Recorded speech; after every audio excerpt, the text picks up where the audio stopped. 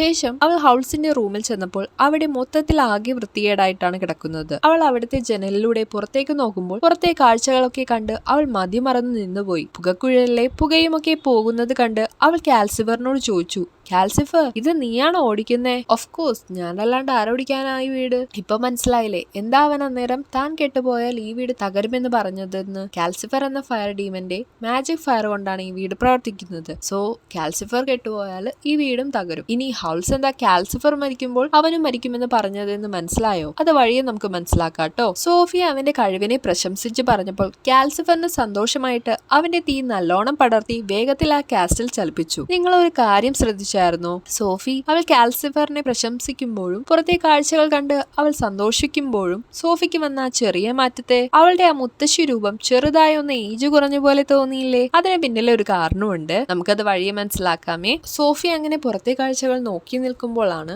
അവിടെ അതാ ആ നോക്കൂത്തി ആ വീടിന്റെ ഒരു സൈഡിൽ കുടുങ്ങി കിടക്കുന്നു. അവർ ആ നോക്കൂത്തിയെയും രക്ഷിച്ചു കയറ്റുന്നു. ശേഷം ഒരു സ്ഥലത്ത് അവർ ആ വീട് നിർത്തി അലക്കിയിട്ട തുണികളൊക്കെ വിരിച്ചിടുവാൻ ആരംഭിച്ചു. അഴകെട്ടാനായിട്ട് നോക്കൂത്തിയും അവരെ സഹായിച്ചു. എനിക്ക് ഈ ഫിലിമിലെ ഏറ്റവും ഇഷ്ടപ്പെട്ട സീനാണ് ഇത്. അലക്കിയിട്ട തുണികളൊക്കെ വിരിച്ച് അത് ഉണങ്ങുന്നത് വരെ അവർ അവിടെ റിലാക്സ് ചെയ്തിരുന്ന് ചായയും സ്നാക്സ് ഒക്കെ കഴിച്ച് അവിടുത്തെ കാഴ്ചകളൊക്കെ കണ്ടിരിക്കുന്നതും അതിന്റെ ഒപ്പം വരുന്ന വളരെ സൂത്തിങ് ആയിട്ടുള്ള ബാക്ക്ഗ്രൗണ്ട് മ്യൂസിക്കും ഒക്കെ നല്ല രസമാണ്. നമ്മളും അവരുടെ ഒപ്പം റിലാക്സ് ആയി ആ പ്രകൃതി ഭംഗിയൊക്കെ ആസ്വദിക്കുന്നത് പോലെയുള്ള ഫീലിംഗ് ആണ്. ഹയോ മിയാസാക്കി പല ചിത്രത്തിലും ഇങ്ങനെയുള്ള പല റിലാക്സിങ് സീൻസ് ഒക്കെ അവിടെ ഇവിടെ ആയിട്ട് കാണിക്കുന്നുണ്ട്. ഓരോ ഫിലിമിലും 2-3 സീൻസ് ഒക്കെ ഇങ്ങനെ ചെറിയ ബാക്ക്ഗ്രൗണ്ട് മ്യൂസിക്കിൽ ക്യാരക്ടേഴ്സിനെ സ്റ്റില്ലാക്കി നിർത്തി അവിടെയുള്ള പ്രകൃതി ഭംഗിയെ കാണിച്ച് കാണുന്ന കാഴ്ചക്കാരെയും അവരുടെ ഒപ്പം ഇരുന്ന് റിലാക്സ് ചെയ്ത് മൂവി ആസ്വദിക്കാനും മിയാസാക്കി ഓരോ സ്റ്റുഡിയോ ജിബ്ലി മൂവീസിലും ശ്രമിച്ചിട്ടുണ്ട്. ശേഷം കാണിക്കുന്നത് ഹൗൾസിനെയാണ്. അവനൊരു പക്ഷിയെ പോലെ യുദ്ധം നടക്കുന്നതിന്റെ ഇടയിൽ കൂടെ നടന്ന് ആ യുദ്ധത്തിൽ ആക്രമിക്കാൻ വരുന്ന വിച്ചസിന്റെ ഗാർഡ്സിനെ തടയുന്നതാണ് അവന്റെ ദൗത്യം. അവൻ വീട്ടിലേക്ക് തിരിച്ചെത്തിയത് വളരെ ക്ഷീണിതനായിട്ടാണ്. കാൽസിഫറിനോട് അവന്റെ വിഷമമൊക്കെ പറയുന്നുണ്ട്. ഈ മനുഷ്യർ എന്തിനാണ് യുദ്ധം ചെയ്യുന്നേ? ഹൗൾസിനാണെങ്കിൽ യുദ്ധം ചെയ്യുന്നത് തീരെ ഇഷ്ടമല്ല. അവൻ മറ്റു ദുഷ്ടശക്തികളിൽ നിന്ന് നമ്മെ രക്ഷിക്കുകയാണ് ചെയ്യുന്നത്. അവൻ നേരെ സോഫിയുടെ റൂമിൽ വന്ന് നോക്കുമ്പോൾ അവൾ നല്ല ഉറക്കത്തിലാണ്. അവൾ ഉറങ്ങുമ്പോൾ നമ്മുടെ പഴയ സോഫിയെ പോലെയായാണ് മാറിയിരിക്കുന്നത്. അവന് നേരത്തെ തന്നെ അവളെ അറിയാമായിരുന്നു. അതുകൊണ്ടാണ് അവൻ അവളെ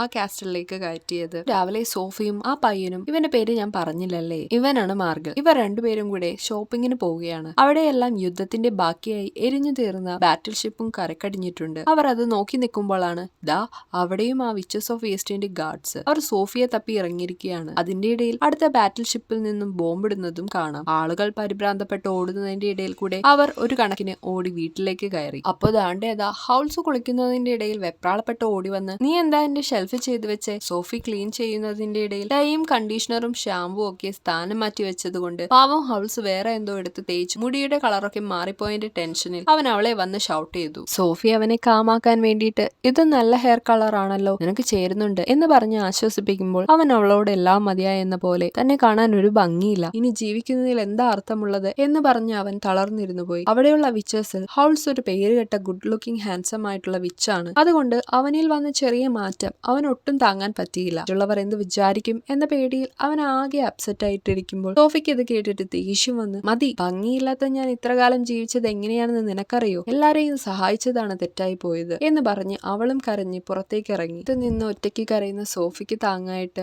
അവൾക്കൊരു കൊടയായിട്ട് വന്ന് നിൽക്കുകയാണ് നോക്കുകുത്തി. സോഫി ദേഷ്യത്തിലും വിഷമിച്ചിരിക്കുന്ന സമയത്ത് പോലും ആ നോക്കുകുത്തിയോട് നന്ദി പറയാനും മടിച്ചില്ല. അപ്പോഴേക്കും മാർഗൽ വന്ന് അവളോട് പറഞ്ഞു, സോഫി അകത്തേക്ക് വാ, ദേ അവിടെ ആകെ കുഴപ്പമായിരിക്കുകയാണ് എന്ന് പറഞ്ഞ് അവൾ അകത്തേക്ക് ചെല്ലുമ്പോൾ ഹൗൾസ് എന്തോ ഒരു ദ്രവ്യത്തിൽ കുളിച്ചു നിൽക്കുന്ന പോലെ അവന്റെ ഇമോഷൻസ് ആ വീട്ടിൽ ആകെ മൊത്തത്തിൽ പടർന്നു കയറിക്കൊണ്ടിരിക്കുകയാണ്. മാർഗൽ അന്നേരം അവനോട് പറഞ്ഞു, ഹൗൾസിന് പണ്ട് ലവ് ഫെയിലിയർ ഉണ്ടായപ്പോൾ ഇതേപോലെയായിരുന്നു. ആകെ ആ ദ്രവ്യത്തിൽ കുളിച്ച് അഴുകിയിരിക്കുന്ന ഹൗൾസിനെ അവർ രണ്ടാളും കൂടി ബാത്ത് ടബിലേക്ക് എത്തിക്കുന്നു. ശേഷം കുളിയൊക്കെ കഴിഞ്ഞ് ഹൗൾസ് ക്ഷീണിതനായി കിടക്കുമ്പോൾ സോഫി വന്ന് അവന് കുടിക്കാൻ പാല് കൊണ്ടുപോയി കൊടുക്കുന്നു. സോഫിയോട് അവിടെ തന്റെ അരികിൽ ഇരിക്കാൻ പറയുന്നു. അവൻ അവളോട് കാര്യങ്ങൾ തുറന്നു പറയാൻ തുടങ്ങുന്നു. സത്യത്തിൽ ഞാനൊരു മണ്ടനാണ്. ഒരിക്കൽ വിച്ച് ഓഫ് ദ വേസ്റ്റിനെ ഞാൻ സ്നേഹിച്ചിരുന്നു. അവൾ അന്ന് വളരെ സുന്ദരിയായിരുന്നു. പക്ഷേ തന്റെ ഹൃദയത്തെ മോഷ്ടിക്കാൻ വേണ്ടി അവൾ തന്നെ കബളിപ്പിക്കുകയായിരുന്നു എന്ന് മനസ്സിലായപ്പോൾ ഞാൻ അവളുടെ കയ്യിൽ നിന്ന് ഓടി ഒളിക്കുകയാണ് ചെയ്തത്. എനിക്ക് മരണത്തെ പേടിയായതിനാലാണ് ഞാൻ പല പേരിൽ പല സ്ഥലത്തും ജീവിച്ചു പോകുന്നത്. എനിക്ക് ഈ യുദ്ധമൊന്നും ഇഷ്ടമല്ല. ആവശ്യമല്ല, പക്ഷേ രാജാവിന്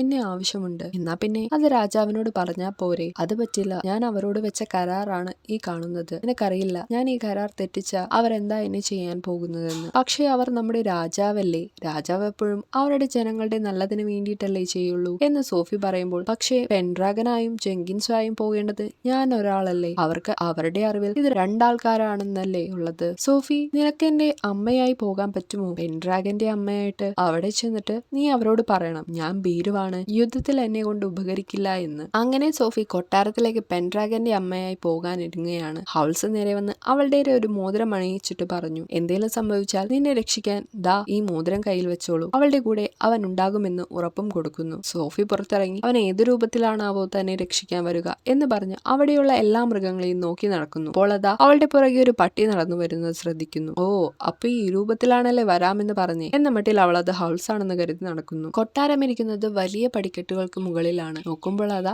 വിച്ച് ഓഫ് ദ വേസ്റ്റും വരുന്നു. അവരെയും കൊട്ടാരത്തിലേക്ക് ക്ഷണിച്ചിരുന്നു. കൊട്ടാരത്തിന്റെ ഗേറ്റ് എത്തുമ്പോഴേക്കും മാജിക് എല്ലാം നശിച്ചിട്ടുണ്ടായിരുന്നു. കൊട്ടാരത്തിലേക്ക് തനിയെ നടന്ന് കയറണമായിരുന്നു. ഇതൊക്കെ കൊട്ടാരത്തിലെ മാന്ത്രികയായ സള്ളിമാന്റെ പണിയായിരുന്നു. വിച്ച് ഓഫ് ദ വേസ്റ്റ് പടികൾ കയറാൻ കഷ്ടപ്പെടുന്നുണ്ട്. ആളുടെ മാജിക് പോയപ്പോൾ ആളുടെ തനി കോലം പുറത്ത് കാണുന്ന രീതിയിലായി. വിച്ചിന് നടക്കാൻ പറ്റാതാകുമ്പോൾ എന്നെ കൊണ്ട് പറ്റുന്നില്ല, നിനക്കിത് എങ്ങനെ സാധിക്കുന്നു എന്ന് സോഫിയോട് പറയുമ്പോൾ സോഫി എന്തോ കേട്ടില്ല, നിങ്ങൾക്ക് എന്റെ മേലെയുള്ള കേഴ്സ് കളയാൻ പറ്റുമോ? അത് പറഞ്ഞപ്പോ ഹരിശ്രീ അശോകൻ CID മുസിൽ പറഞ്ഞ പോലെ എനിക്ക് എഴുതാനല്ലേ സാറേ അറിയൂ, വായിക്കാൻ അറിയില്ലല്ലോ എന്ന പോലെ വിച്ച് ഓഫ് ദ വേസ്റ്റും സോഫിയോട് എനിക്ക് കേഴ്സ് ചെയ്യാനേ അറിയത്തുള്ളൂ, അത് കളയാൻ അറിയില്ല എന്ന് പറഞ്ഞു. സോഫിക്ക് ദേഷ്യം വന്നിട്ട് എന്നാലേ പോയിരുന്ന് അത് പഠിച്ചിട്ട് വാ എന്ന് പറഞ്ഞ് അവൾ ഒരു കണക്കിന് നടന്നു കയറി. സോഫി നല്ല മനസ്സുള്ള കുട്ടിയായതുകൊണ്ട് അവൾ അവരുടെ പടികൾ കയറുവാൻ പ്രോത്സാഹിപ്പിച്ചുകൊണ്ടേയിരുന്നു. കയറി വന്നപ്പോൾ അവർ പറഞ്ഞു മന്ത്രം തിരിച്ചെടുക്കാൻ സ്വയം ശ്രമിക്കണമെന്ന്. അങ്ങനെ അവർ മൂവരും കൂടി കൊട്ടാരത്തിലേക്ക് കയറുമ്പോൾ ഒരു കസേര അവിടെ കിടക്കുന്നുണ്ട്. ഇത് കണ്ടപാടെ വിച്ച് ഓടിപ്പോയി ആ കസേരയിൽ കയറിയിരുന്നു. ഹൗൾസാണിൽ വേറെ വഴിയും ഓടിപ്പോകുന്നു. അവൾ അവന്റെ നേരെ പോകുമ്പോൾ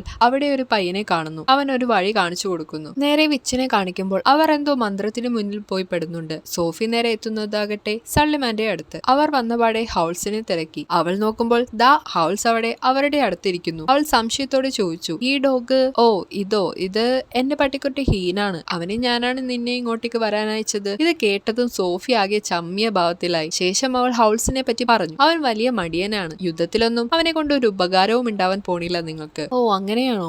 പക്ഷേ അവൻ നല്ല കാലിബറുള്ള സ്റ്റുഡന്റ് ആയിരുന്നു. ഒരിക്കൽ അവന്റെ ഹൃദയം മോഷ്ടിക്കാനായി ഒരു മന്ത്രവാദിനി വന്നതായിരുന്നു. പിന്നീട് അവനെ ഇങ്ങോട്ട് കണ്ടതേയില്ല. അവന്റെ സ്വാർത്ഥ താല്പര്യങ്ങൾക്ക് വേണ്ടിയിട്ടാണ് അവൻ ഇപ്പോൾ മാജിക് യൂസ് ചെയ്യുന്നത്. ഹൃദയമില്ലാത്ത ഹൗൾസ് അപകടകാരിയാണ്. അവൻ ഇങ്ങനെ പോവുകയാണെങ്കിൽ വിച്ച് ഓഫ് ദ വേസ്റ്റിന്റെ അവസ്ഥയായിരിക്കും അവനും. നോക്കുമ്പോൾ അതാ വിച്ച് ഓഫ് ദ വേസ്റ്റിനെ അങ്ങോട്ടേക്ക് കൊണ്ടുവരികയാണ്. നോക്കുമ്പോൾ ഒരു പടുകളവിയായിരിക്കുകയാണ് നമ്മുടെ witch of the waste. Sophie ഇതെന്തു പറ്റിയെന്ന് ചോദിക്കുമ്പോൾ സള്ളിമാൻ പറയും, ഞാൻ അവളുടെ യഥാർത്ഥ ഏജിലേക്ക് കൊണ്ടുവന്നതാണ്. അവളിലുള്ള മന്ത്രങ്ങളെല്ലാം ഒക്കെ മാറ്റി റിയൽ ഏജിലേക്ക് കൊണ്ടുവന്നു. അവൾ പണ്ട് എല്ലാം കൊണ്ടും മികച്ച ഒരു മന്ത്രവാദിനിയായിരുന്നു. പക്ഷേ തന്റെ ശക്തി വീണ്ടും കൂട്ടാൻ വേണ്ടി തന്റെ ശരീരവും ആത്മാവും ഒരു ഡീമന് കൊടുത്തു. ഇങ്ങനെയുള്ള മന്ത്രവാദിനികൾക്ക് ഇതായിരിക്കും വിധി. ഹൗൾസ് രാജ്യത്തിന് വേണ്ടിയിട്ട് യുദ്ധം ചെയ്യാൻ നിന്നാൽ ഞാൻ അവന്റെ മേലിലുള്ള ദുഷ്ടശക്തികളിൽ നിന്നും അവനെ മോചിപ്പിച്ചു കൊടുക്കുന്നതാണ്. ഇങ്ങനെ കേട്ടതും സോഫി അവരോട് ദേഷ്യത്തിൽ പറഞ്ഞു, ഹൗൾസ് അങ്ങനെയുള്ളവനല്ല, വെറുതെയല്ല അവൻ ഇങ്ങോട്ടേക്ക് വരാത്തത്. ഹൗൾസ് ഒരു നല്ല മനസ്സിന്റെ ഉടമയാണ്. ദുഷ്ടശക്തികളെ കീഴ്പ്പെടുത്താൻ അവന് സ്വയം കഴിയും. സോഫിക്ക് ഹൗൾസിനോടുള്ള പ്രണയം അവൾ പോലും അറിയാതെ പ്രകടമായിരിക്കുകയാണ്. ഈ കാര്യം സള്ളിമാനും മനസ്സിലാക്കുന്നു. അവർക്ക് സത്യത്തിൽ സോഫി ആരാണെന്ന് മനസ്സിലായിരുന്നു. ഹൗൾസിന്റെ പേര് കേട്ടപ്പോഴേക്കും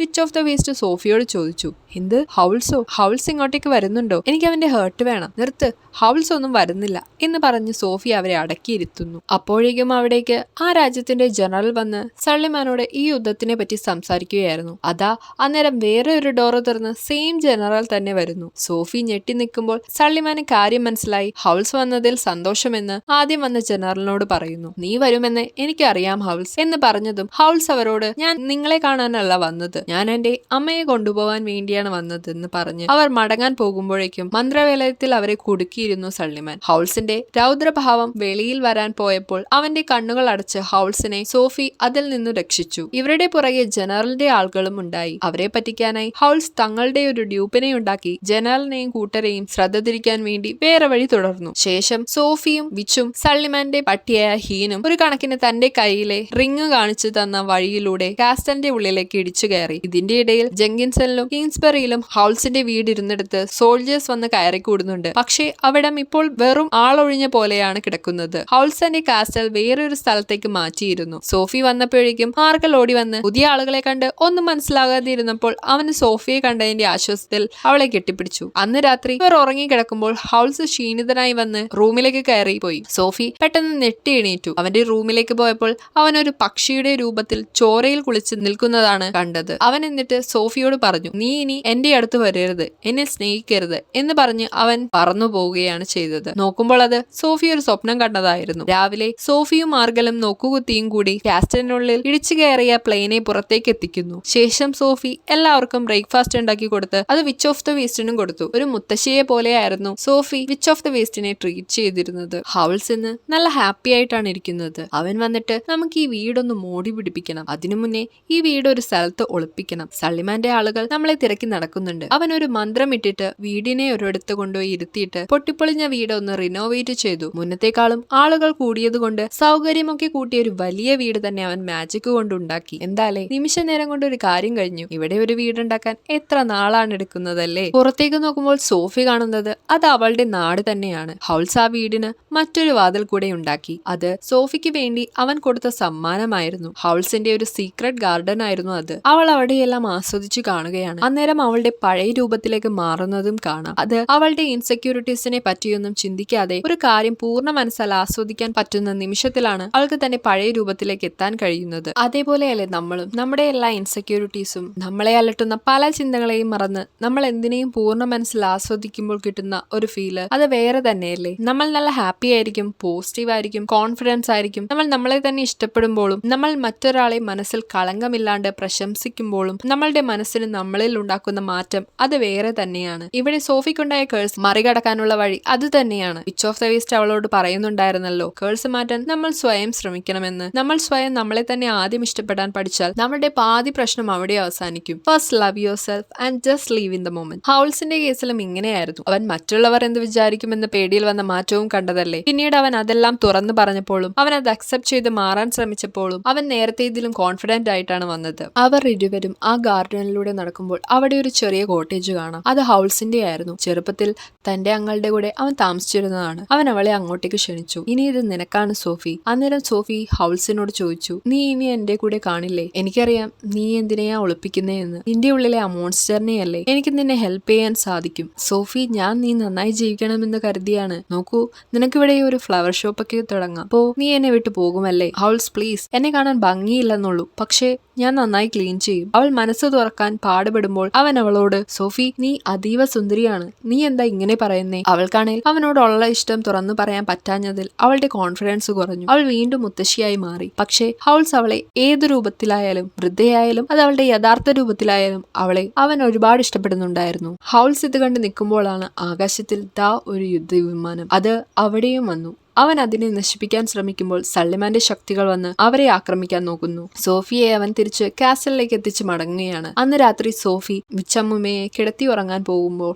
അവർ പറയുന്നുണ്ട്, യു ആർ ഇൻ ലവ് അല്ലേ സോഫി എന്ന് ചോദിക്കുന്നു. അവൾക്ക് ഹൗൾസിനോടുള്ള സ്നേഹം ദൃഢമാകുമ്പോഴും അവളുടെ ആത്മവിശ്വാസം വർദ്ധിക്കുമ്പോഴും അവളുടെ കേഴ്സ് കുറഞ്ഞ് അവളെ പഴയപടിയാക്കുന്നത് വിച്ചിന് മനസ്സിലാകുന്നുണ്ട്. അവൾ ഒന്നും മിണ്ടാതെ ഇരിക്കുമ്പോഴാണ് അവരുടെ റൂഫിന്റെ മുകളിൽ സൾമാന്റെ ഗാർഡ്സ് വന്ന് അവരെ തിരക്കുന്ന ശബ്ദം. ശേഷം രാവിലെ മാർഗലും ഹീനും കൂടെ പുറത്തേക്ക് ഇറങ്ങുമ്പോൾ അവിടുത്തെ ആളുകൾ യുദ്ധം കാരണം വേറെ സ്ഥലത്തേക്ക് അഭയം തേടി പോകുന്നതാണ് കാണുന്നത്. അന്നേരമാണ് അവിടേക്കൊരു ലേഡി വരുന്നത്. അത് സോഫിയുടെ അമ്മയായിരുന്നു. സോഫിയെ കണ്ട് അവർക്ക് കരച്ചിൽ വന്നു. അവളുടെ ആ അവസ്ഥ കണ്ടിട്ട് അവളോട് അവരുടെ ഒപ്പം വരാൻ പറഞ്ഞു. തന്റെ അമ്മ ഒരു ധനികനെ കല്യാണം കഴിച്ചു, ഇനി നമുക്ക് നല്ലോണം ജീവിക്കാൻ സോഫി എന്ന് പറഞ്ഞ് അവർ അവരുടെ ഒപ്പം അവളെ കൂട്ടി. പക്ഷേ സോഫി ഇവിടെ ഹാപ്പിയാണെന്ന് പറഞ്ഞ് അമ്മയോട് പോയിക്കൊള്ളുവാൻ പറഞ്ഞു. അന്നേരമാണ് വിച്ച അവിടെ ഒരു കിഴി ഇരിക്കുന്നത് കാണുന്നത്. അത് സോഫിയുടെ അമ്മ മറന്നു വെച്ച ഒരു കിഴിയായിരുന്നു.